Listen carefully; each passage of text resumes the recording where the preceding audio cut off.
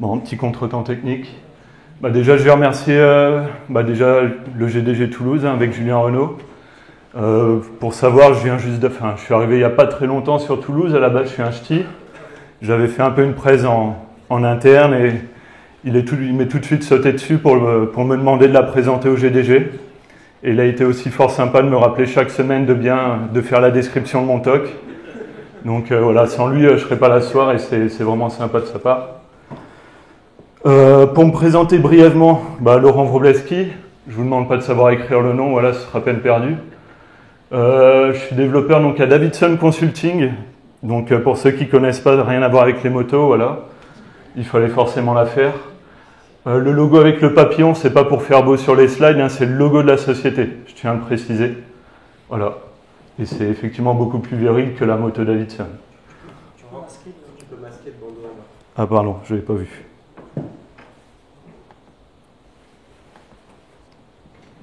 Donc de quoi on va parler aujourd'hui, pour ma part, je pense qu'on va tous les deux parler, donc avec Bruno et moi, on va peu parler des mêmes choses. Donc le meilleur pour la fin, Bruno passera donc après moi, d'après ce que j'ai compris. Mais donc pourquoi je suis là en fait? Alors là je vais balancer de la punchline, j'aime bien. Donc parce qu'Angular nous a menti, voilà. Donc je tiens à préciser d'abord, tout ce qui sera mis au sein de ces slides, c'est purement mon opinion. S'il y a des gens qui ne sont pas d'accord, on peut tout à fait en discuter après, c'est aucun problème là-dessus.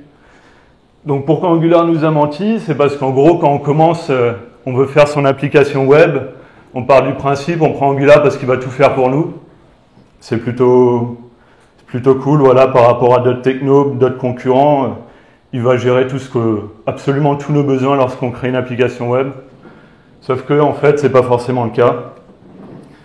Il y a des choses, voilà, des choses vraiment importantes auxquelles ils ne proposent pas forcément de solution out of the box. Bon, en tout cas, je ne les ai pas trouvées. Il faudra m'indiquer le bon site ou il faudra m'indiquer l'URL vers les best practices. Et notamment tout ce qui est gestion donc ce qu'on appelle le state management. Donc tout ce qui est gestion en fait des données métiers au sein de l'application. Donc effectivement, pour ceux qui ont juste fait un POC en Angular, aucun problème, voilà, ils ne se posent même pas la question, forcément il n'y a pas de question à se poser. Mais après, dès qu'on commence à arriver sur des applications d'entreprise un peu plus lourdes, un peu plus chiadées, dans des équipes qui sont un peu plus grosses aussi, voilà, on peut très vite s'emboutir, on peut très vite arriver à des petites problématiques quand on commence à consommer la donnée au sein de l'application. C'est du vécu, hein, voilà. Surtout quand on ne communique pas trop entre devs, ça peut même arriver très facilement. Donc très très vite, j'ai juste fait une petite démo, mais vraiment très très rapide. À la base, donc ça c'est une to-do list, soyons originaux. Je l'avais fait à la base pour une autre présentation, mais je me suis dit je vais la réutiliser. Et en gros, deux choses que j'aimerais mettre en avant par rapport à ça. Je vais aller très très vite. Déjà à droite, c'est juste un console.log par exemple sur l'affichage du nombre de to-do. Donc déjà on voit que, en gros, il est passé plusieurs fois donc, pour rafraîchir l'écran, pour rafraîchir la donnée. Donc déjà c'est juste un aparté, effectivement. Il y a pas mal de best practices qui circulent sur le web. Tout ce que je vais dire au cours de ma presse, je vais partir du principe que les components, voilà, ils sont en détection de stratégie on push. Je ne sais pas si ça parle à des gens ou si je dois très très vite expliquer. S'il y en a au moins qui connaissent, qui lèvent le doigt, je me sentirai moins seul. Ah nickel, quand même plus de la moitié. En gros, il faut savoir qu'il y a quand vous faites des composants en sein d'Angular, Angular déjà tout le monde connaît, c'est vrai que je ne suis même pas parti de ce postulat-là. On va dire que c'est bon. Merci. Voilà, par défaut, je peux montrer au sein du code. Donc par défaut, en fait, je ne sais pas si vous voyez, je pense qu'on va passer en présentation. Moi, je sais qu'à votre place, je verrai absolument rien. Donc il y a une notion, en fait, au sein des composants de change detection. Donc par défaut, c'est default. Voilà, merci Captain Obvious. Et en gros, pour résumer, parce que ce n'est pas forcément le cœur du topic, voilà, il va avoir tendance à se rafraîchir, à faire des cycles de refresh peut-être plus que nécessaire. Et donc, que ce soit autant par best practice, mais aussi voilà, pour éviter peut-être quelques effets incongrus, J'ai tendance, et dans l'équipe on a aussi tendance à toujours essayer d'être en on-push, sauf dans certains cas où c'est vraiment trop compliqué à gérer. Et on-push, en gros, ça dit je vais rafraîchir le composant que quand il y a un input du composant qui est mis à jour. Voilà. Tout ça pour dire que là, effectivement, déjà, normalement ici je serais passé en on-push, normalement voilà. Il y aurait beaucoup moins de cycles de rafraîchissement, après ça apporte d'autres problématiques. Enfin bref. Et juste une chose que je voulais vous montrer aussi, c'est que là par exemple j'ai ajouté un to-do, donc sur ma vue principale, et pour les plus observateurs ou pour ceux qui ont des bonnes lunettes, on voit qu'il y avait aussi le nombre de to-do en haut de l'écran qui est resté à 2. Voilà. Tout ça pour dire que, je sais que c'est pas forcément très clair au début, c'est qu'on arrive typiquement dans la problématique d'une gestion en fait de données métiers, d'une gestion de modèle métier là qui est mal gérée. C'est-à-dire que par exemple la personne, on va l'appeler A, elle est passée par exemple sur son, je sais plus elle a fait son composant sans forcément communiquer avec l'autre. Elle a récupéré une liste de to-do. Quand on dit d'ajouter, voilà, elle ajoute un to-do de son côté. Elle le fait, là je le fais de manière très simple. Après voilà, il faudrait faire un post, etc., etc. Mais voilà, elle le fait dans son coin, c'est rafraîchi sur le composant, c'est très bien. Sauf que l'autre ne le savait pas forcément. Lui, il ne se pose pas la question de savoir que le nombre de to-do, les objets, le modèle métier peut évoluer au cours du cycle de vie de l'application. Et donc, il récupère juste une première fois la liste, il ne se pose pas de questions, désynchro, paf. C'est très résumé, mais j'espère que vous voyez à peu près où je veux en venir. Tout ça pour dire qu'effectivement, il y a plein de solutions, même out of the box. Là, c'est vraiment un cas concret. Je sais que passer les premiers jours à potasser sur la techno, il n'y a plus normalement ce genre de problème. On trouve des solutions, on fait ses propres solutions aussi, parce que forcément, il n'y en a pas de forcément conseiller de base. Mais en tout cas, c'est un peu dommageable qu'il n'y ait pas déjà, voilà, je commence sur Angular et paf, il y a, je ne sais pas, tel ou tel objet, telle ou telle méthode pour gérer mon modèle métier au sein de mon application. Si, il y a forcément les services, mais bon, voilà, pour moi, ce n'est pas suffisant, tout du moins. Et visiblement, vu la hype qu'il y a autour de, par exemple, NGRX ou d'autres libres comme ça, visiblement, ce n'est pas suffisant pour beaucoup de monde. Tout ça pour dire, donc très long aparté, que là, je vais vous parler de Mobix. Alors, c'est un peu bizarre parce que Mobix, à la base, c'est pour ceux qui font du React. Donc voilà, il y a des gens qui font du React ici. Ok, il y en a qui en font avec Mobix. J'ai vu une personne. Ok, bon, ça va,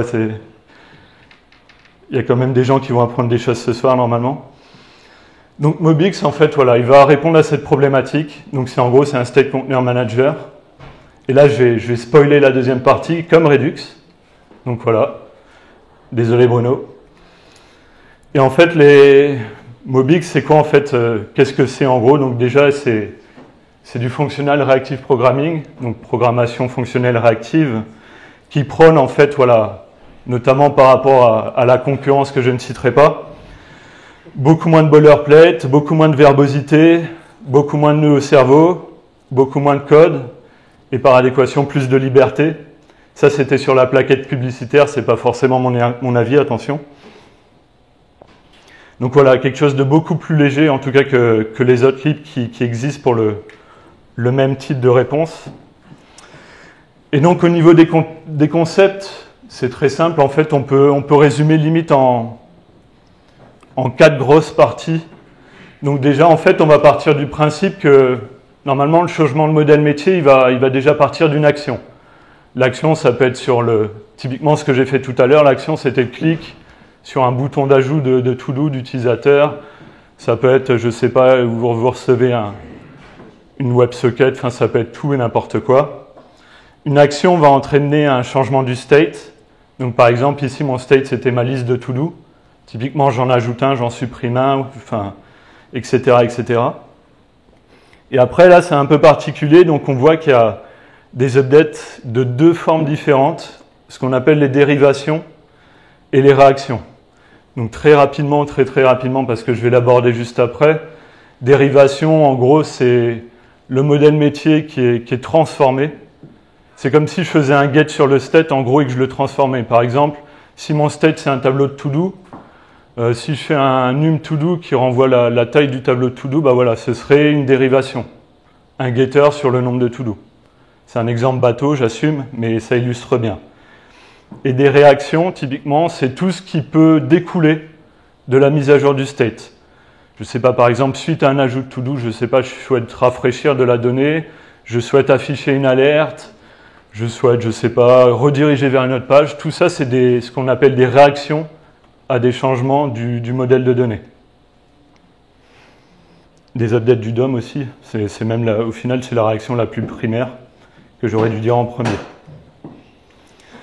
Donc les actions, le premier point, donc les actions, je l'ai déjà dit, à la base c'est vraiment suite à un handle d'événement, clique sur un bouton submit, redirection vers une autre page, enfin ce que vous voulez. Et donc les actions, elles vont avoir pour conséquence de mettre à jour le modèle de données. Alors là, vous voyez, ouais c'est bon, on utilise, enfin Mobix utilise énormément les décorateurs, ou en tout cas, j'aime à penser, enfin, on peut utiliser Mobix sans décorateur, mais c'est quand même beaucoup plus lisible. Et là, imaginons que j'ai une fonction addUser qui vient modifier le state, bah, typiquement je vais la noter, action, on peut toujours mettre, pour loguer, pour tracer un peu, on peut toujours mettre un nom qui soit compréhensible, c'est toujours mieux. Et donc ça va définir que voilà, ma fonction c'est une action parce que justement elle va toucher au state et elle va le modifier. Alors en fait c'est du fake, voilà. On n'est pas obligé d'annoter les méthodes qui changent le state avec le décorateur action. Typiquement en fait il n'a pas besoin de ça, il ne va pas le prendre en compte. Mais en gros c'est purement par lisibilité du code. Et donc ça c'est vraiment ce qui est vraiment important et c'est là. Je vais directement sauter à la conclusion. Mobix, ça peut être très bien, mais il faut vraiment mettre en place des conventions, il faut vraiment définir des conventions. Et déjà, effectivement, si vous faites du Mobix sans utiliser par exemple l'action ou le décorateur action, c'est que pour moi déjà, il y a un problème. Parce qu'effectivement, une personne qui va voir une fonction, il ne va pas savoir que c'est une action en soi, enfin, c'est beaucoup moins lisible, beaucoup moins clair. Et donc pour ceux qui commencent un projet en Mobix, en Angular Mobix même, première chose à faire, c'est passer en mode strict. Et si les personnes n'utilisent pas le décorateur action, bah, typiquement, ça va claquer au runtime. Comme ça, c'est clair, c'est fait. Donc voilà. Donc à savoir aussi, dès que vous faites en fait une modification du state, il va y avoir tout un cycle de refresh. Donc pour éviter ça, par exemple, si vous modifiez 2 données du state à la suite, ce sera un peu dommage de faire 2 cycles de refresh. Il y a des transactions en Mobix aussi. Donc bon, voilà, je pense que c'était suffisamment clair. Vous lancez une transaction, une méthode à l'intérieur, vous chaînez vos actions, et seulement à la fin, il va faire un cycle de rafraîchissement. Ça, c'est pour les actions. Le state, c'est un peu la base. Donc déjà, il faut savoir, c'est pas forcément le cas partout, il faut savoir que le state, vous pouvez en avoir autant que vous voulez déjà. Et ça peut être n'importe quel type. Je peux avoir un state qui sera un tableau d'user, je peux avoir un state qui sera un nombre, je peux avoir un state qui sera un tableau de to-do, une hmap, enfin ce que vous voulez. Mobix se fiche pas mal du côté immutable. Personnellement, par best practice, je vais avoir tendance à essayer de rester immutable sur tous mes changements de state. Déjà par clarté, puis on verra pourquoi par la suite. Enfin, c'est quand même beaucoup plus... Enfin, je trouve ça beaucoup plus clair en tout cas. On verra ça par la suite sur l'exemple. Et en gros, comment vous dites par exemple que mon tableau d'user, ça devient en fait un state Mobix? Bah, c'est simple, c'est encore un décorateur, c'est @observable. Voilà, c'est aussi simple que ça. Imaginons, j'avais un to-do service, donc un service Angular to-do service avec à l'intérieur un tableau de to-do. J'ajoute le décorateur observable et voilà, bah là, Mobix va le prendre en charge. Il va observer tous les changements qui sont appliqués dessus. Et voilà. Donc il y a plusieurs possibilités aussi avec l'observable. Ça dépend vraiment de votre besoin. À la limite, vous êtes même pas, enfin, si vraiment vous commencez sur Mobix, vous n'êtes même pas obligé de le savoir. Vous pouvez utiliser l'observable par défaut. Donc par défaut, en fait, c'est deep. Donc en gros, imaginons que vous ayez une collection ou un objet. En gros, il va venir il va venir copier votre objet, il va le wrapper en observable. Donc il va, pour pouvoir l'écouter, pour pouvoir en gros checker tout l'accès à l'objet, et il va le faire de manière deep. Donc en gros, il va le faire aussi sur tous les sous-objets. D'ailleurs, ce qui est intéressant, vous le verrez très vite, par exemple, le tableau, vous avez un user, si vous le rendez observable, vous faites un console.log de ce user, vous verrez que c'est plus un type user dans la console, vous verrez que c'est un observable object ou quelque chose comme ça, un observable array, etc., etc. Donc c'est vraiment même pour dire carrément que le type de votre objet aura changé. Les deux autres, donc le point ref, je pense que vous pouvez a priori deviner ce qu'il va faire. Là, il ne va plus carrément copier l'objet, le transformer. En fait, il va juste observer la référence de l'objet. Ce qui veut dire que l'objet reste intact. Donc là, par contre, si j'affiche mon to-do, voilà, ce sera toujours mon tableau d'objet to-do, il n'aura pas changé. Mais par contre, voilà, dès que je vais changer la référence à cet objet, bah là, l'observable MobX va se mettre en marche et voilà, il va venir rafraîchir, etc., etc. Donc par contre, vous pouvez peut-être voir un problème. On verra ça par la suite sur les exemples. Très bien, il y a les exemples après. On verra que ça entraîne d'autres choses sur lesquelles il faudra faire attention. Et le point shallow, donc c'est point ref, mais en gros pour des collections. Donc pour faire très simple, en fait, c'est que imaginons que vous ayez une collection d'objets to-do. Si vous voulez en fait que juste écouter les références, mais de chaque objet to-do, vous ne faites pas un observable.ref, mais un observable.shallow, et là, il va observer les références de chaque objet de votre collection. Donc là, on a un exemple. Je ne sais pas si tout le monde voit. Bon, on va partir du principe que oui. Donc j'ai 3 collections, collection 1, collection 2, collection 3, qui sont toutes observables, mais d'une manière différente. Donc la première en deep, la deuxième en ref, la troisième en shallow.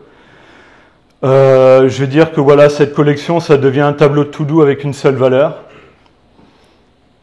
Et donc, je les affecte aux 3. Et donc là, petite question à l'assemblée. Le but, c'est de savoir, je vais mettre plusieurs prédicats et vous me dites si c'est bon ou si c'est faux.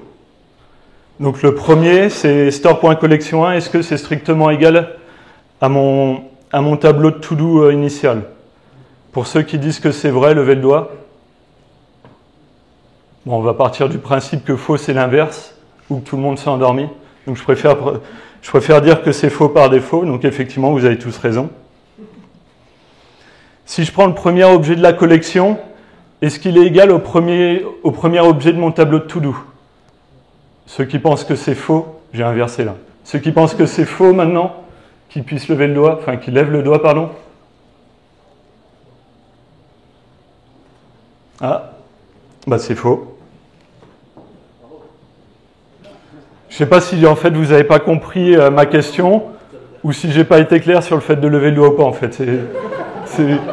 C'est moi-même qui suis confus là. En fait, quand vous faites un observable deep, il va transformer non seulement l'objet en lui-même, mais il va aussi transformer tous les sous-objets. D'où la notion de deep. Ce qui fait que même les sous-objets de ma collection sont transformés, sont wrappés aussi. Ce qui fait que là, par exemple, si je dis mon store collection de 0, il sera plus égal à mon élément 0 de to-do.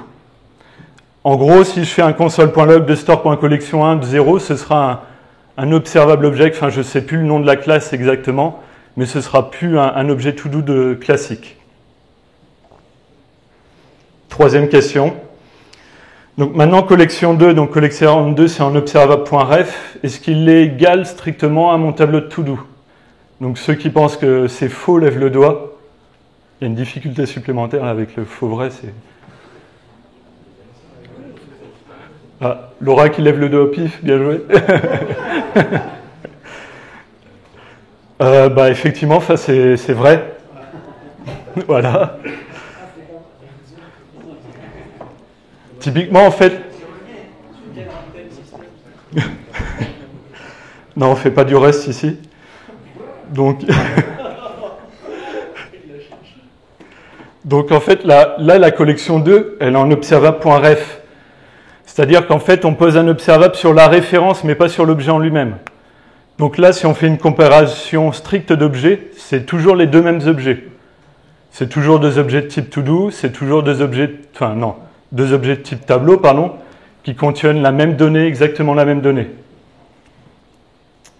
Là, pour vous, est-ce que c'est vrai ou est-ce que c'est faux? Ceux qui disent que c'est vrai.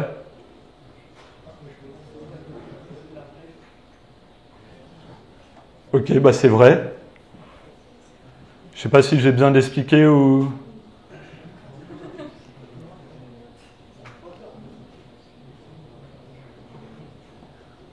Ouais.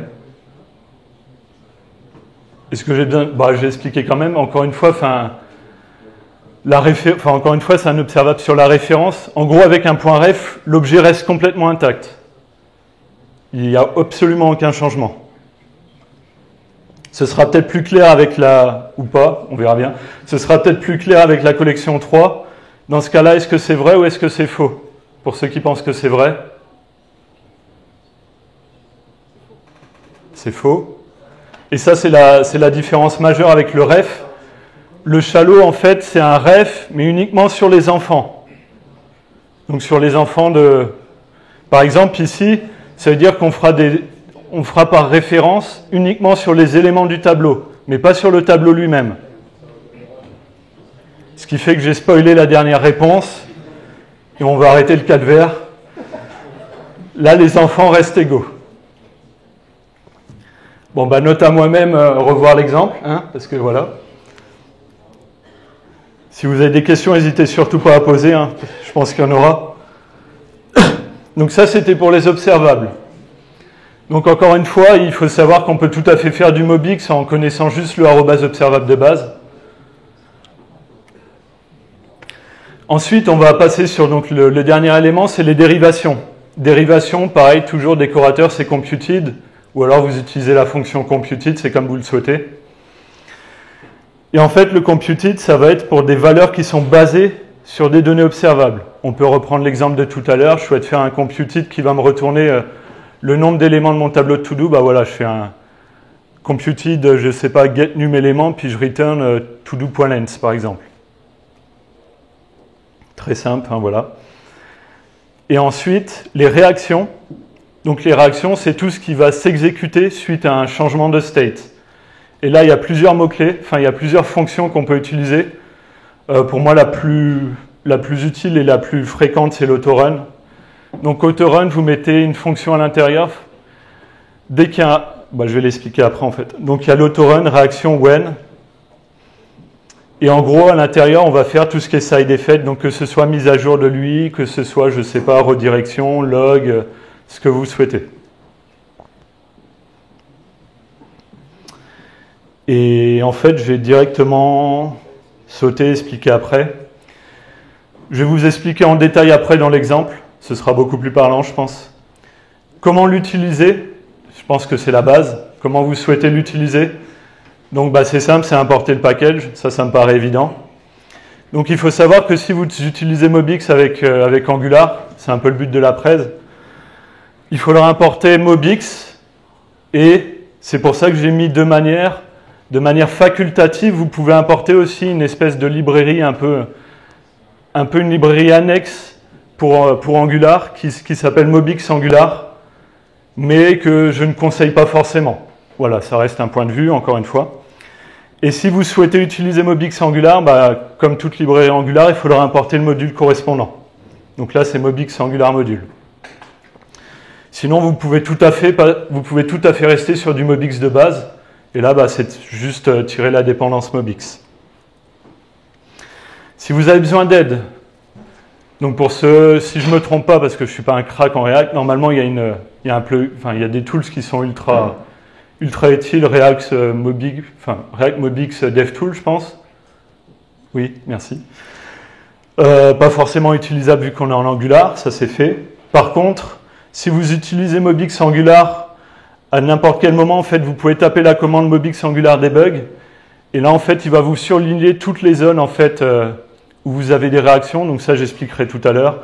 Il va aussi vous mettre des logs à chaque fois qu'il y a des actions, à chaque fois qu'il y a des dérivations, à chaque fois que le state est modifié, etc., etc. Le gars qui a fait Mobix, il est assez consciencieux aussi, ou alors il savait que les gens, ils auraient besoin d'aide. Il a mis aussi des méthodes comme ça pour en gros aider les gens à tracer un peu le cycle de vie du state. Il y a Wyrun qui a été deprecated depuis quelques jours, mais qui a été remplacé par Trace. Et en fait, Trace, voilà, il va vous expliquer, j'ai eu un state qui a été mis à jour, comment ça se fait, par quelle action, et ma réaction, c'est suite à quel changement de state, etc., etc. Donc c'est vraiment bien. Je pense que ce sera plus clair avec l'exemple, je suis tout à fait d'accord. On verra ça juste après. Et il y a aussi un plugin Chrome qui fonctionne vraiment bien, je vais vous le présenter aussi, c'est Mobix Developer Tools. Donc là, ça va être l'heure de la démo. Pas de live coding pour moi, je suis pas fou.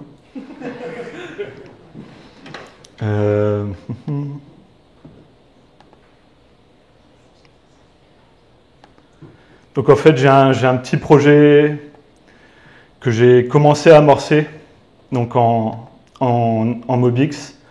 Alors pour la petite histoire, effectivement, j'ai importé la dépendance Mobix Angular, mais au final, je ne l'utilise absolument pas. C'est un choix purement personnel. Donc on va passer vraiment par la base, on va parler directement du store, et donc plus du modèle de données. Là, c'est des... Je ne sais même pas traduire, au final, c'est pas une bonne idée. En gros, c'est des campements. Voilà, c'est un jeu où vous avez des campements, on s'en fout. Ça pourrait être un tableau de user, ça pourrait être un tableau de to-do, qu'importe. Là, j'ai mon store. Et donc, vous voyez bien, c'est un service Angular. Très pratique. En gros, j'aurai un singleton. Je sais que j'aurai mon modèle de données unique. Et voilà, je pourrais le balader de composant en composant. C'est vraiment fait pour ça. Et donc là, vous voyez, en gros, j'ai décidé d'annoter deux méthodes comme étant, voilà, ça devient mon state, mon tableau d'objets. Et justement, par défaut, donc je l'ai mis en ref, moi. Et en fait, le fait de passer, donc en gros, je check juste la référence. Et ça, je pense qu'il y en a j'espère qu'il y en a qui l'ont deviné. Ça m'oblige aussi à rester immutable sur ma donnée. C'est-à-dire qu'en gros, dans une action, on va directement passer sur les actions qui sont ici. Dans mon action, par exemple, sur le add d'un objet, si j'avais fait mon this.machin, je ne sais pas le prononcer, .machin.push, typiquement là, Mobix, il n'aurait pas réagi. La référence de l'objet n'a pas changé, la référence du tableau n'a pas changé. Donc en gros, il aurait dit, pas de changement sur l'objet, pas sur la référence de l'objet, désolé, je déclenche pas de cycle de rafraîchissement. Donc là, effectivement, voilà, je recrée un objet, je viens y ajouter mon nouvel élément, etc., etc. Exactement pareil pour le delete, le load, etc., etc. Voilà. Le selected index, là, c'est un type primitif, donc je ne me suis pas posé spécialement plus de questions que ça. Vous voyez aussi le computed, donc c'est vraiment là ce qu'on appelle la dérivation. Donc ce n'est pas du state en soi, par contre, c'est une donnée qui est tirée du state. Donc généralement, ce sera pour moi, 95% des cas, ce sera un getter. Et là, voilà, de manière très originale, je renvoie juste le nombre d'éléments. Très, très, très classique. Sur le constructeur de mon service, donc voilà, mes éléments, en fait, je les store dans le storage de mon application. Donc je viens les récupérer dès l'instanciation du service. Et en fait, là, vous avez je vous en ai parlé tout à l'heure, une réaction, donc c'est l'autorun. Et l'autorun, qu'est-ce qu'il fait en fait? Donc à l'intérieur, on passe une fonction. Et en fait, Mobix, en gros, avec les autoruns, en fait, en interne, il crée ce qu'on appelle donc un arbre de dépendance. Et il va venir en fait checker dans chaque autorun, il va venir checker en fait tous les states, tous les computed qui sont utilisés. Et donc, dès qu'il y a un de ces éléments en fait qui est mis à jour via une action, pas du tout ce que... Dès qu'il y a un des éléments, typiquement ici, c'est mon tableau d'éléments.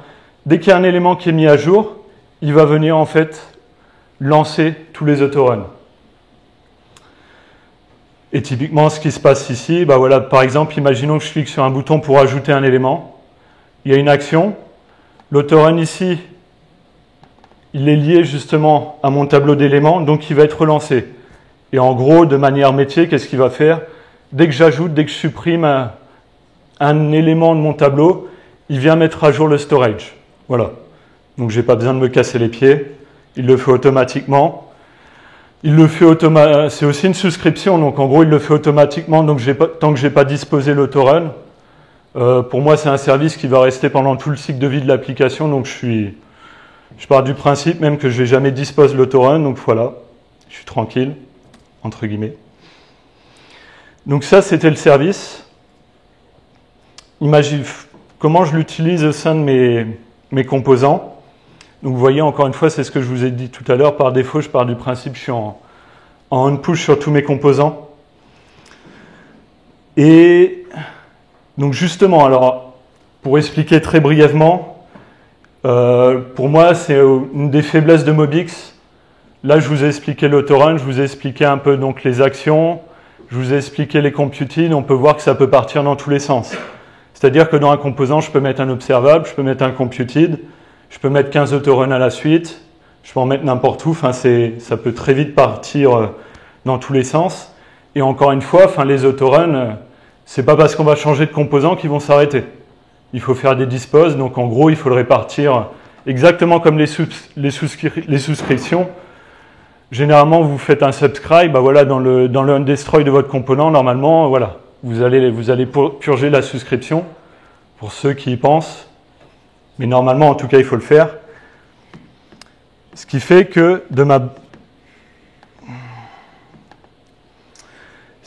base, en fait, tout ce qui est autorun, de base, en fait, les autoruns, en gros, j'ai géré le fait, donc ça, c'est pas du Mobix de base, enfin, c'est pas du Mobix de base, c'est vraiment justement le fait de devoir apporter des conventions, de devoir apporter en gros une petite surcouche pour rendre la chose carrée. En gros, je suis parti du principe que pour chaque composant, il y avait un point d'entrée unique sur un autorun unique, et en gros, cet autorun, il est géré directement au sein du composant. Je vois des sourcils qui se lèvent, donc ça me fait un peu peur. On part du principe, je vais être très succinct, que sur le ng-on-init, en gros, il y a un point d'entrée qui est cette méthode observe, et tout ce qui est à l'intérieur, ça va être autorun. Voilà, en gros. Et donc, en gros, à l'intérieur, dans vos components, si vous avez des choses que vous souhaitez, si vous avez des réactions à mettre dans vos composants, bah, typiquement, je les mets à l'intérieur. Et pourquoi je fais ça aussi ? C'est parce que quand je suis en détection on-push sur mes composants, bah, c'est pas parce que je change mon state et que je l'utilise dans le UI que lui va se mettre à jour. Donc voilà, c'est pas si simple que ça. Il faut utiliser typiquement, il faut repasser par le change detector ref et il faut dire attention mon petit gars, il faut se rafraîchir. Je sais pas si je suis clair. S'il y a des gens qui ont absolument rien compris, faites un petit signe de tête discret. Ok, on va partir du principe que c'est clair. Juste pour résumer en fait, et là c'est pas Mobix Angular, c'est pas Mobix, encore une fois, c'est une implémentation, parce que c'est une des parties de la conclusion, c'est que pour moi il faut être carré quand vous faites du Mobix avec Angular, enfin sinon ça peut partir dans tous les sens. Je suis parti du principe, voilà, donc un autorun, tracé ou non, enfin selon l'environnement, qu'on soit en debug ou pas, on s'en fout, mais en tout cas un autorun après qui va être suivi d'une mise à jour de lui. Voilà, c'est juste ça. Ce qui fait que dans une implémentation toute bête, mon autorun, bah, typiquement, je vais venir charger en fait ma liste d'objets. Et après, bah, cette liste d'objets, je vais venir en fait l'afficher sur ma vue, etc., etc. Voilà. Voilà. Pour ceux qui se demandent, parce qu'effectivement, j'ai parlé de Mobix Angular, ils se demandent, mais à quoi ça sert ? Au final, il m'a parlé que de Mobix. Effectivement, très bonne remarque. Typiquement, comment ça se passe ? Imaginons, j'ai un header, je souhaite afficher le nombre d'éléments. Ça me saoule. Et voilà, typiquement, je récupère mon store, et là, si vous vous souvenez bien, c'est ma dérivation. C'est mon computed vers le nombre d'éléments. Et en fait, par défaut, je suis en on-push encore une fois. Donc si le state il change, il n'y a absolument rien qui dit à Angular, attention, mets à jour lui. Et donc, bah, je l'ai dans le baba. Et là, justement, vous avez une directive normalement que vous ne connaissez pas qui s'appelle Mobix Autorun. Et je pense que je vais surprendre plus d'une personne en disant bah, Mobix Autorun, typiquement, c'est un autorun en directive. Voilà.